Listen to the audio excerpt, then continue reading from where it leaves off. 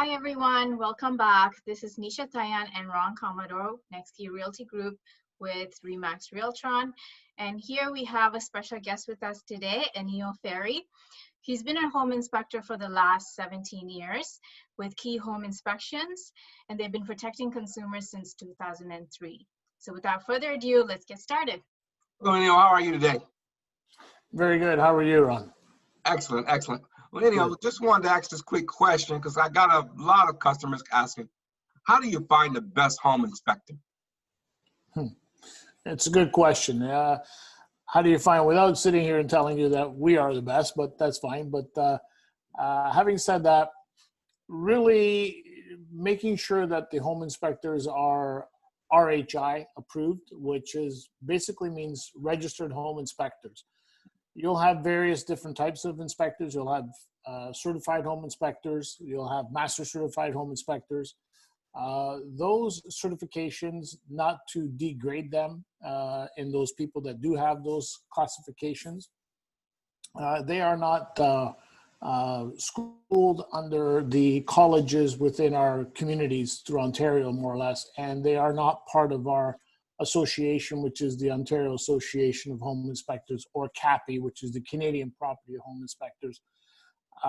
They are certification through a group called NACHI, which is an American international-based group, and a lot of them are online courses and so on. So they're recognized, but they're not recognized within our association.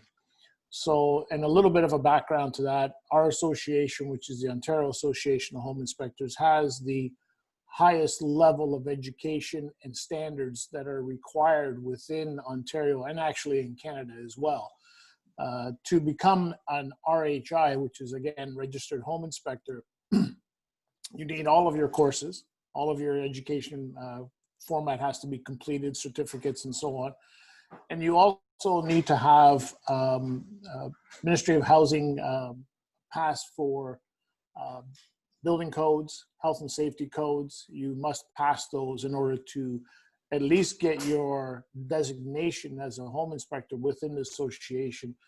But to become an RHI, you have to have all of that, as well as a minimum of 200 inspections, and that's within the first year. Okay. Of your certification, of your registration, I should say. So the levels to get that is basically saying to the public that these people that have these RHI designations are the highest qualified people that we feel as the association can achieve. Okay, great. So if all that being said, what would be like a couple of top things you would ask a home inspector if you're interviewing a few, if I was looking for one? Well, I'd ask them, first off, I'd ask them for their designation, Mm-hmm. Where they're from, who they're, what association they're a part of, one. The next thing is years of experience. Even though you may have a designation as an RHI, and you may have the theory, and you may have the first couple of hundred inspections, realistically, it's very difficult to beat anybody that has the experience level and the methodology as to how they conduct their inspections. What are they looking for? What do they check for? What's important to them? What's not important to them? All of these pertinent different types of questions people generally don't ask. In all honesty, people, when they're calling our company, a lot of them are always asking the same thing. How much does it cost? It's a question that we get repeatedly, and unfortunately, cost doesn't sometimes justify the experience level of an inspector. So that would be my thing: is the experience, what do you look for, what's your designations, at least those three. If you carry errors and emissions insurance with your Mm-hmm. company, which is very important. Very important. Because that at least knows that the guy or the inspector out there who you happen to hire, if it's not us, is, at least protected if an error happens and occurs, right? Exactly. Excellent, excellent. The inspection. Mm-hmm. So you did touch briefly on this. So I'm going to ask you, what are the, or during the home inspection, what are you actually focusing on looking for during the inspection? Well, in our inspection process, we've trained our inspectors to basically, and first and foremost, is safety. That's the first thing that is on our list of things that we do. We are, you people are putting families into homes, the biggest investment. We are there to make sure that the home is safe is number one thing, Yes. right? Is there any safety issues? And not so much about handrails and things of that nature. Sure, that's common. That's very standard practice. But electrical issues, right, which are big safety issues. And then indoor air quality concerns, which is another big issue, right? And those indoor air quality concerns relate to wet basement spaces, wet shower areas that can create indoor air quality, such as mold growth and things of that nature. Having said that, no inspector really can source out to say walking into a home as if it's mold or not mold. It's very difficult. We have the tools to determine if there's dampness, if there's moisture, if there's humidity levels and things of that nature.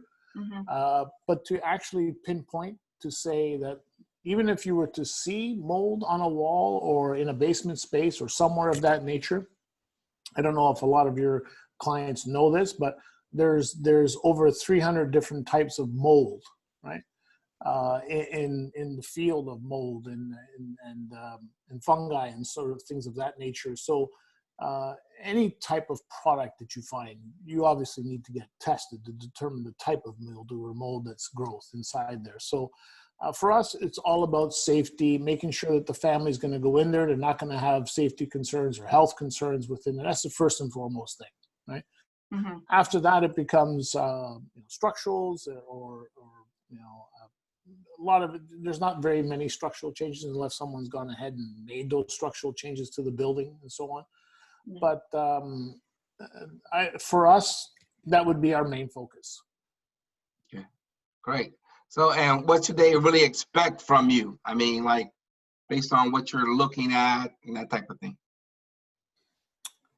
Well, I can rest assured everybody that we definitely will do a thorough inspection. Our inspections typically will last between, depending on the size of the building, approximately 2.5 hours. They could go into 3 hours, depending on the size of the building and so on.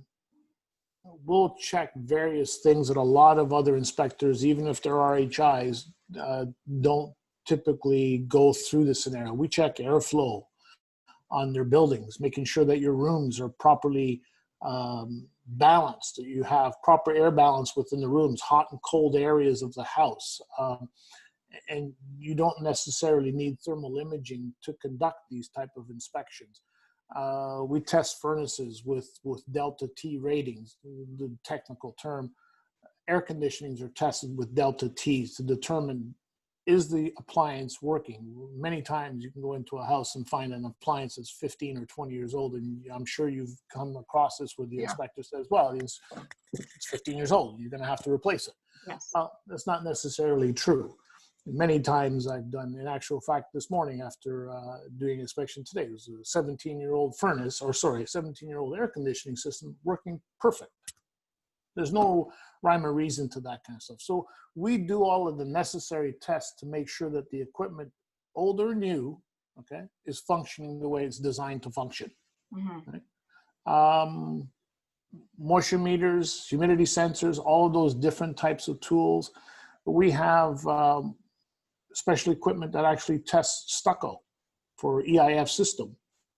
Our machines, in a stucco system, actually penetrates 7 inches. So to determine if there's actual moisture in behind the stucco affecting your substrate, which is your structure. That machine also checks flat roofs. Is there moisture trapped underneath the membranes? These are equipment that we feel are way beyond the call of the regular inspector and what they do. Right? We don't charge additional costs for that. We just try to provide a thorough inspection on the property. And we're not there to try to scare the person from buying that property right? We just want to give them the facts about the property, because realistically, at the end of the day, I've never found a house that's perfect. My own house is not perfect, right? There's always a minor issues, but you know, is it a maintenance issue? Is it something that can be fixed now? Is it something that can be done prorated to another year or 2 years from now? Obviously, if there's a concern, there's a concern. You know, we all need to address that. But otherwise, it's basically giving the client and giving our customer what they're paying for and making sure that they get what they paid for. Exactly. So these are, you've given quite important reasons why we should actually go for a home inspections. Is there any other top 2 reasons why we should not skip a home inspection? You should skip a home inspection? I think that is probably the only reason you would skip a home inspection, is if you maybe had a pre-listing inspection that you can feel that the report is properly drafted and it's self-explanatory. What about in a condominium? Condominiums, we still do inspections on condominiums. There are not as many, for sure. You know, the cost is less expensive, but would I forego it? I don't think I would really forego it. Maybe if it's, I would have to say, you know, if it's a year or 2 or 3 years old building, then perhaps that you could probably forego, right? But, you know, I always think it's good just for a walkthrough. You know, even a simple walkthrough, just maybe just check the bathroom areas, you know, making sure the plumbing. Older condominiums, I would recommend that you have them checked, especially there's a lot of older condominiums that are being renovated nowadays. And there is requirements within the condominium rules and bylaws that certain types of things must be done in a certain way. Like your plumbing has to be done in accordance to keep with the condominium corporation's requirements. Same as your, so anything like that, any changes that have to be done to plumbing, electrical, they all have to meet the condominium's requirements. Yeah, exactly. I know that when we do condominiums, the heat pump systems, those, a lot of people feel that they are part of the corporation. Well, the system is part of the corporation, but the heat pump that's inside the unit is not. That is actually the owner's responsibility. So we take it apart. We open it all up, we take the covers off, and then we actually test the system to see if there's anything damaged to it. So. Oh, I see. Okay. Well, I know, and we always recommend our clients to get a home inspection done. I always say that, put that in the offer, because that is one important clause they do not want to miss. For sure. I agree. Well, everyone, we'd like to thank Enio for giving us this great information. And if you would like, we offer every time we do a home inspection, a home binder for the property free of charge. So in order, just contact Enio at Next Key. Contact Enio at Key Home Inspection at 416-878-0248 and info@keyhouseinspect.ca. That will be above, or you can contact Ron or Nisha at Next Key Realty Group. Our email and contact information will be above at 416-271-1106. Thanks, everybody. Till next time, we'll see you then.